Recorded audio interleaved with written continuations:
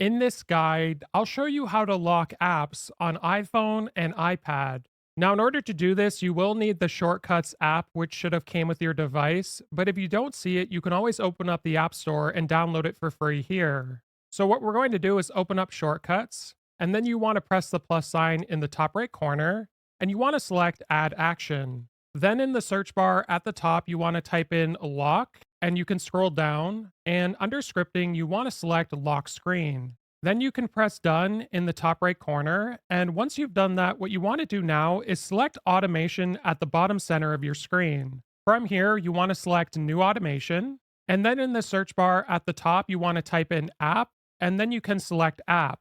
Then you want to select the blue text that says choose beside app. And from here, you want to select the apps that will automatically lock when opened. So in this example, I'm going to select Gmail, but you can select any app you'd like and multiple as well. And then you want to press done in the top right corner. Now, near the bottom of your screen, you want to turn on run immediately, and then you want to press next in the top right corner. Then you want to scroll down, and under my shortcuts, you want to look for that lock screen that we created, and you want to tap on it.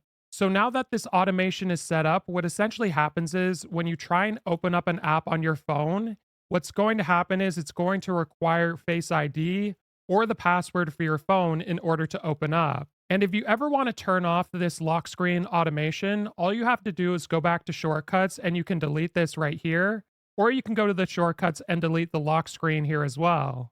If this guide was helpful, like and subscribe, and we'll see you in the next one.